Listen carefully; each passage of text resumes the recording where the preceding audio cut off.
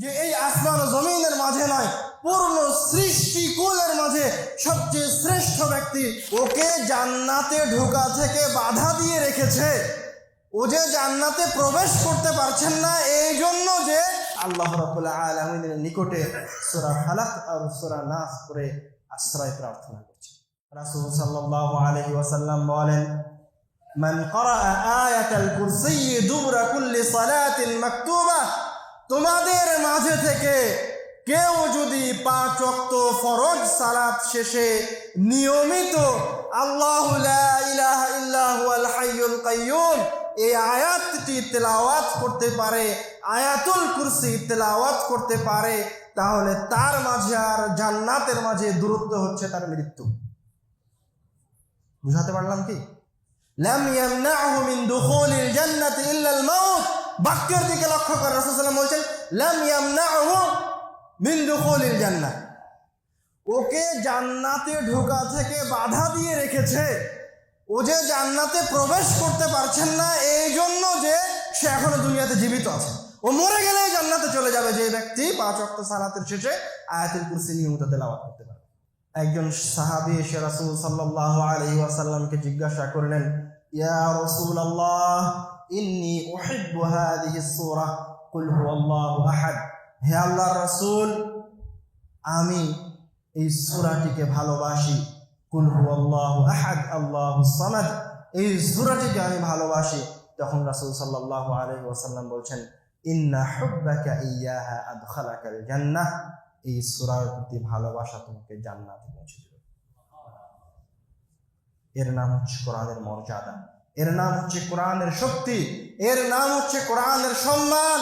কোরআন এতটা সম্মানী, এতটা ক্ষমতাশীল যে এই আসমান ও জমিনের মাঝে নয়, পূর্ণ সৃষ্টিকুলের মাঝে সবচেয়ে শ্রেষ্ঠ ব্যক্তি, সবচেয়ে মর্যাদাবান ব্যক্তি মহান রব্বুল আলামিনের রাসূল, মহান রব্বুল আলামিনের নবী কোরআনুল কারীমের মাধ্যমে আল্লাহ রব্বুল আলামিনের কাছে পানাহ চাচ্ছেন। বিপদে পড়ে তিনি কোরআনুল কারীম তেলাওয়াত করে পানাহ চাচ্ছেন। عن عقبة بن عامر رضي الله تعالى عنه قال بينما أنا أسير مع رسول الله صلى الله عليه وسلم بين الجحفة والأبواء, আমি একদা রাসূল সাল্লাল্লাহু আলাইহি ওয়াসাল্লামের সাথে সফরে বের হয়েছি। বাইনাল জুহফাতি ওয়াল আবওয়া, সফরে আমরা জুহফা এবং আবওয়া নামক দুইটি জায়গার মাঝামাঝিতে অবস্থান করছি। ইয গাশিয়াতনা রিহুন ওয়া যুলমাতুন শাদীদা, এই মতো অবস্থায় ভয়ঙ্কর পরিবেশ সৃষ্টি হলো, জোরে ঝড় সৃষ্টি হলো, এমন ঝড় আসলো যে চতুর্দিকে অন্ধকার হয়ে গেল। فجعل رسول الله صلى الله عليه وسلم يتعوذ بأعوذ برب الفلق وأعوذ برب الناس, এই ভয়ঙ্কর পরিবেশ যখন সৃষ্টি হলো তখন স্বয়ং রাসূল নিজে আল্লাহ রাব্বুল আলামিনের নিকটে সূরা ফালাক আর সূরা নাস করে আশ্রয় প্রার্থনা করছে রাসূল।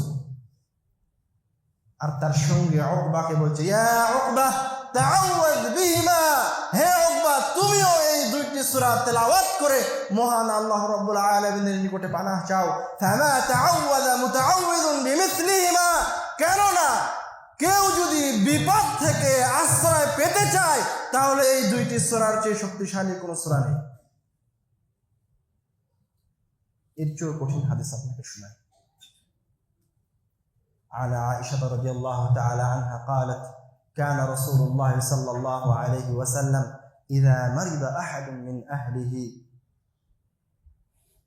عائشة رضي الله تعالى عنها থেকে বর্ণিত, তিনি বলেন রাসূল সাল্লাল্লাহু আলাইহি ওয়াসাল্লামের পরিবারের কোনো সদস্য অসুস্থ হলে নাফাসা আলাইহি বিল মুআউযিযাতাইন, রাসূলের পরিবারের কেউ অসুস্থ হলে রাসূল সাল্লাল্লাহু আলাইহি ওয়াসাল্লাম তাকে মুআউযিযাতাইন সূরা নাস সূরা ফালাক পড়ে ফু দিতেন।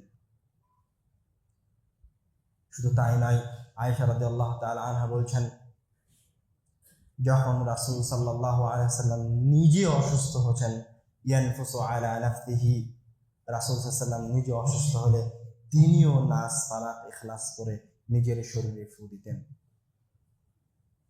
আর রাসূল সাল্লাল্লাহু আলাইহি ওয়াসাল্লাম যখন শেষবার অসুস্থ হন রাসূল সাল্লাল্লাহু আলাইহি ওয়াসাল্লাম যেই অসুস্থে মৃত্যুবরণ করেন, সেই অসুস্থতার কথা আয়েশা রাদিয়াল্লাহু তাআলা আনহা বর্ণনা করছেন যে তিনি এত অসুস্থ হয়ে গেলেন যে তিনি নিজে দোয়া করার মতো সক্ষমতা হারিয়ে ফেললেন, উনি নিজে আর পড়তে পারছেন না। তখন আয়েশা রাদিয়াল্লাহু তাআলা আনহা বলছেন কুনতু আকরাউ আলাইহি, আমি আয়েশা নাস ফালাক ইখলাস পড়ে অসুস্থ রাসূল সাল্লাল্লাহু আলাইহি ওয়াসাল্লামের গায়ে ফু দিচ্ছিলাম, আর রাসূল সাল্লাল্লাহু আলাইহি ওয়াসাল্লামের হাতটি ধরে তার শরীর বুলিয়ে দিচ্ছিলাম। যখন রাসূল সাল্লাল্লাহু আলাইহি ওয়াসাল্লাম মৃত্যুবরণ করছেন, তার আগের ঘটনা, মারা যাওয়ার আগের ঘটনা, যেই অসুস্থতায় তিনি মৃত্যুবরণ করেছেন, সেই ঘটনার কথা আয়েশা রাদিয়াল্লাহু তাআলা আনহা এভাবে বর্ণনা করছেন যে আমি নাস ফালাক ইখলাস পড়ে রাসূল সাল্লাল্লাহু আলাইহি ওয়াসাল্লামের হাতটা ধরে তার শরীর বুলিয়ে দিচ্ছিলাম। আল্লাহ রাব্বুল আলামিনের কাছে কোরআন তেলাওয়াত করে আরোগ্য ভিক্ষা চাচ্ছিলাম।